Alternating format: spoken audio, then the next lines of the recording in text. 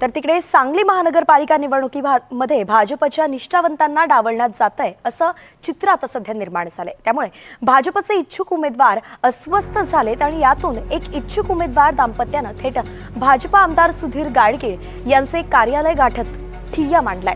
भाजपाचे पदाधिकारी दीपक माने यांनी त्यांच्या पत्नीसह आमदार सुधीर गाडगीळ यांच्या दालनामध्ये ठिय्या मांडला होता। पक्षासाठी खस्ता खाऊन सुद्धा उमेदवारी डावलण्यात येत असल्याचे आरोप त्यावेळी दीपक मानेंनी केलाय। तर आपण पाहतोय की पक्षासाठी आम्ही खस्ता खाल्लाय तरी सुद्धा आम्हाला डावललं जातंय असा नाराजी जी आहे दीपक माने यांनी व्यक्त केलेली आहे आणि त्यांनी आमदार गाडगीळ यांच्या दालनामध्ये ठिय्या सुद्धा दिलेला आहे।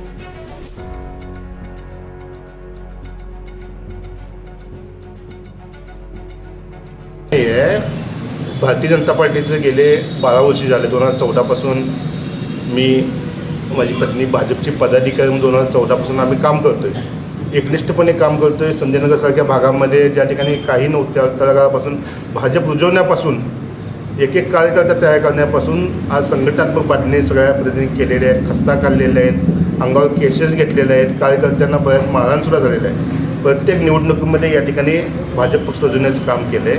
आत्ताच्या 2000 ह्याच्या निवडणुकीमध्ये ओबीसी महिला पडलेल्या आहे, त्या ह्याच्यातनं मागणी केलेली आहे। ओबीसी महिलांमधनं मागणी केल्यानंतर अतिशय चांगल्या पद्धतीचं वातावरण त्या ठिकाणी आहे आणि आता काही नवनवीन चेहरे आलेले आहेत आणि आम्हाला आता असं कळालं की बाबा कोणतरी एक नवीनच चेहरा ज्याचा भाजपचा काही म्हणजे मी कुणाला कमी लेखत नाही, पण भाजपशी संबंधी नाही आहे, काही नाही आहे, नवीन आहे, अशा काही कुठल्या तर एका चेहऱ्याला। तर एकंदरीतच दीपक मानेंच्या आमदार जे आहे त्यांनी आमदारांच्या दालनातच ठिय्या दिलेला आहे, कारण की गेल्या अनेक वर्षांपासून आम्ही पक्षनिष्ठा दाखवलेली आहे, आम्ही प्रत्येक काम केलेलं आहे। मात्र निवडणुकीमध्ये आता त्यांना इच्छुक उमेदवारी म्हणून दिली जात नाहीये आणि त्यामुळे त्यांनी आता निषेध या संदर्भात व्यक्त करायला सुरुवात केली आहे।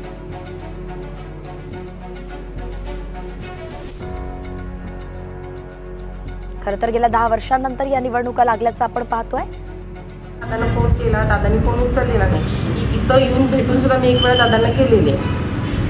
त्यावेळेस दादा म्हटले की सर्वेत काय असेल ते होईल। आता त्यांचा सर्वे जास्त असेल तर ठीक आहे, पण तो कसा सर्वे जास्त ठीक आहे ते त्यांनी आम्हाला सांगितलं। तुमच्या अन्याय झालं, आमच्यावर अन्याय झाला। आम्हाला दादांनी काय असेल ते स्पष्ट सांगावं की बाबा रे असं असं आहे, त्यांचं काम श्रेष्ठ आहे, तुमचं काम कमी आहे, ठीक आहे, आम्ही मान्य करायला तयार, पण कसं श्रेष्ठ आहे ते तुम्ही आम्हाला सांगा।